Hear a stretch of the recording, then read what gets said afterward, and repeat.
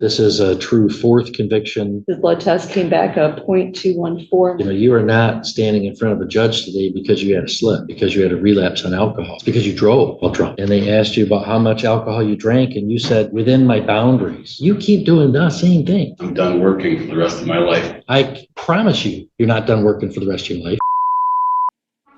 This defendant was just convicted of his true fourth drunk driving charge, and he thinks he should receive only the 30 days mandatory jail time because he's been helping the community, starting an Al-anon meeting. The same community he continues to endanger by getting behind the wheel with a .2 anything. He's been sober since his arrest a year ago, but he also successfully completed sobriety court within the past 5 years. He does seem to have a relapse problem, which sucks for him, but he keeps compounding it by driving hammered while doing so, which sucks for everyone. Let's roll, nerds. We'll call next case is People versus Wyndham Rieger. It's file 24-6853FH. Counsel, you want to state your appearances, please? Melissa Goodrich, Joint County Prosecutor. Kukuski on behalf of Mr. Rieger, Your Honor. We're here for sentencing on a charge of operating while intoxicated, third offense, a 5-year statutory maximum. Guidelines were initially scored at 0 to 9 months. Have you had a chance to review the pre-sentence report and recommendations with your client? Your Honor, I've had a chance to review the report recommendations. We didn't have any objection to the report recommendations and no scoring challenges at this time, Your Honor. Okay, Ms. Goodrich, any additions, corrections, or scoring challenges from the people? No, Your Honor. And I would note, I also did have an opportunity to review, I didn't count them, but there were probably in excess of a dozen letters of support, predominantly from the AA community, as well as documentation of AA attendance on behalf of Mr. Rieger. Thank you for forwarding that, Mr. Kukuski. Thank you, Your Honor. And anything you want to say on behalf of your client? There is, Your Honor, and just briefly, Mr. Rieger finds himself in a sad situation here, being he's operating while intoxicated, third offense. He was a successfully completed sobriety court just a few years ago, relapsed in this case, and here we are. What he's done since this case and since he's been pending the pendency of this, sentencing in this case, is he started a Al-anon meeting here in Sheboygan. He's brought that back. The community did not have one, and the AA community saw a need for it. Mr. Wyndham stood up and started a meeting, and he's passed it on to a friend of his, and they've been co-chairing that meeting, but he's been the one that started it and got it going. He attends AA regularly, almost religiously, Your Honor. He's been very dedicated to sobriety. He understands this relapse and the situation he finds himself in is very unfortunate. He's got all the nice letters that Your Honor's had a chance to review. He's had this overlink on since this offense occurred, and this offense occurred back over a year ago, April of the year. So he's not had any issues on his bond for well over a year. He started new meetings here for the Al-anon community. He's been attending AA religiously. He's been still counseling. He's got great employment. He's got his business all tied up and wrapped up so that it can be taken care of while he's incarcerated. All those reasons, Your Honor, I think set Wyndham apart from your normal drunk driving third offender that you see in front of the court. I'm not sure I've had a client that has amassed the AA attendance, the letters, and the credentials that Mr. Rieger has. And albeit he's still on that path for sobriety, and he's still moving forward in that direction and moving forward in the right direction, Your Honor. So I'd ask the court, the recommendation and the agreement was not to exceed the midpoint of the guideline range. The guidelines are 0 to 9. The recommendation here is just the 30 days. I'd ask the court to adopt that recommendation, just send Mr. Rieger to the statutory minimum 30 days. So he can get back out and continue to provide a service to this community that is desperately needed with the AA community, the Al-anon, and all that good stuff that he's doing, Your Honor. I'd ask the court not to overlook that because this is his third offense. Thank you. Thank you, Mr. Kukuski. Mr. Rieger, it's not required that you would say anything today. You don't have to, and if you don't, I don't hold that against you. You are also allowed to say anything you wish. Is there any statement you want to make, sir? No, Luke said it pretty well. I'll leave it at that. Thank you. Okay, very good. Ms. Goodrich, any recommendations from the people? Yes, Your Honor, thank you. The defendant is 60 years old with no prior felonies, 4 prior misdemeanors. He's self-employed with a high school diploma and 3 years of college. We're here because on April 10th of 2024, the defendant was viewed crossing the center line, having difficulty navigating curves. He did admit to consuming at least 4 beers. His blood test came back a 0.214, more than double the legal limit. The PSI recommendation is for 30 days. When looking at Mr. Rieger's history, in 2007, he had an impaired in Sheboygan and received fines and costs. In 2008, he had an OWI with 2 years probation. In 2013, he had an OWI third that was reduced to a reckless and 10 days jail. In 2020, he had an OWI third reduced to an OWI second with 1 year in jail and 2 years probation. Now we're here on this new conduct from 2024.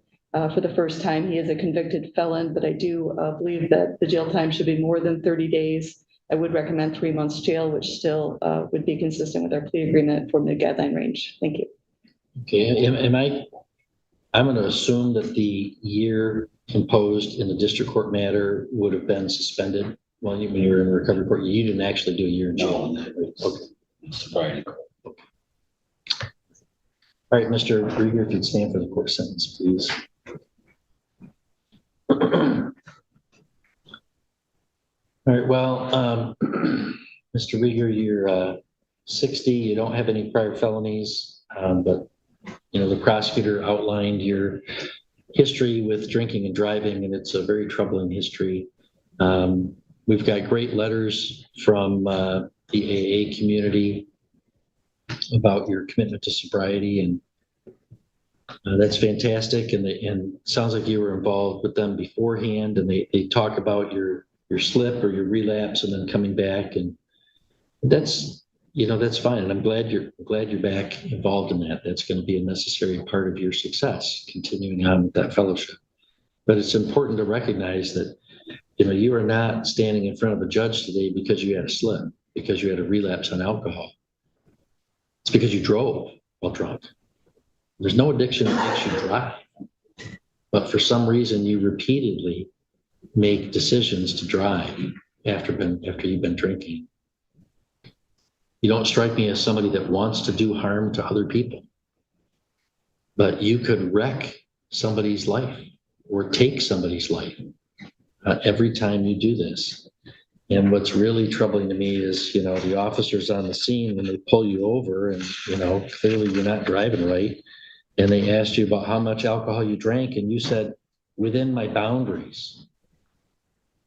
I mean, somebody that's got 3 prior convictions and 4 prior arrests for drunk driving and has been through a sobriety court to be twice the legal limit and telling an officer when he's driving that you're within your boundaries shows to me not just a relapse, but a profound misunderstanding of the nature of your disease at that time.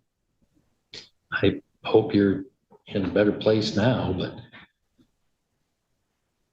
it's tough to figure out, what to do. The guidelines at 0 to 9, would call for an intermediate sanction, which would mean we shouldn't give any jail unless there's reasonable grounds to do so. Here, there's a mandatory minimum 30 days, so we at least have to do that. But these guidelines don't adequately take into account.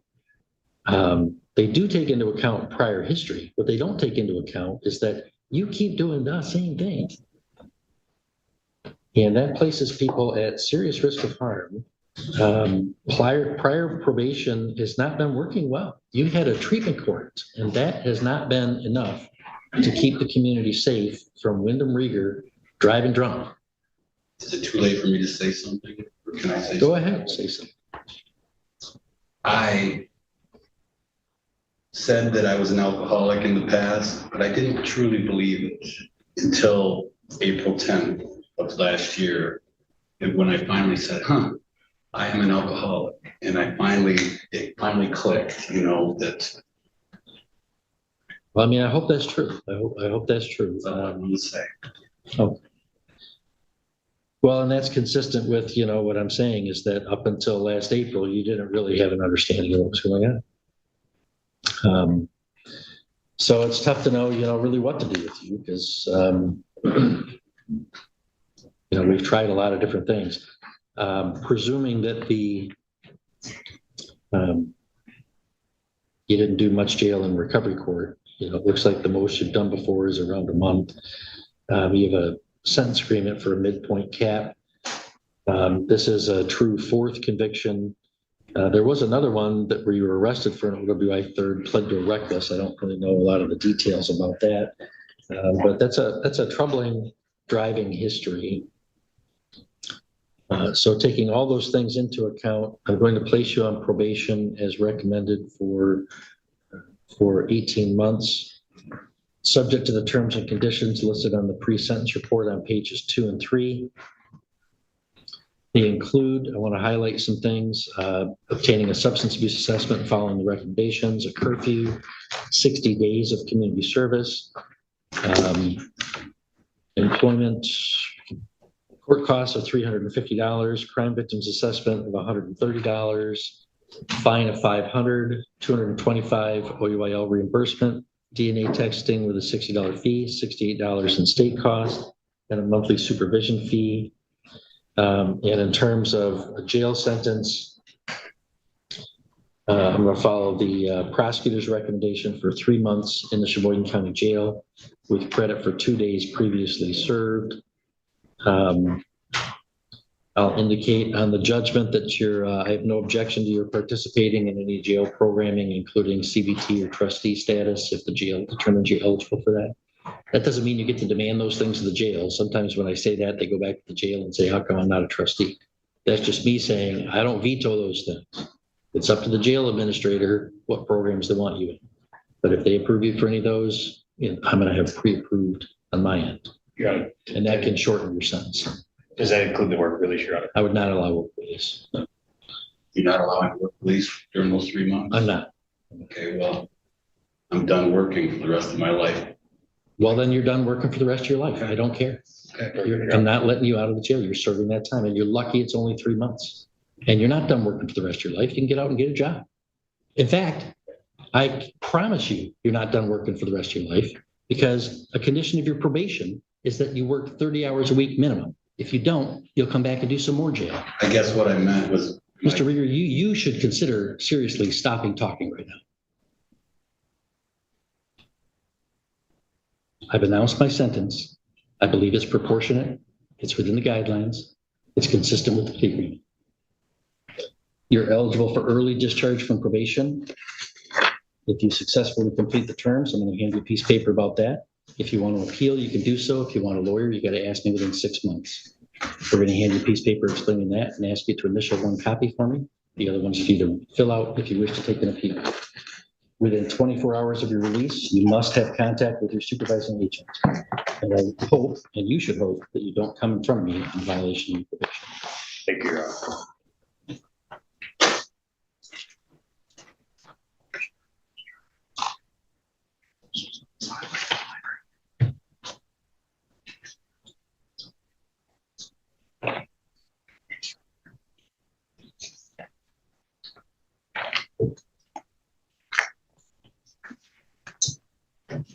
Preston, do you have any other matters? I believe that concludes my matter, Senator. Your Honor. All right, yep. Thank you. You have a good day. You too, Your Honor. Thank you. Thank you for watching. If you enjoy watching this content, please like and subscribe. It helps new channels like this one gain exposure. There is a lot more good court to come, so if you like what you saw, tell your friends. If you didn't, tell me, and let me know what you'd like to see and how I can improve. Thanks.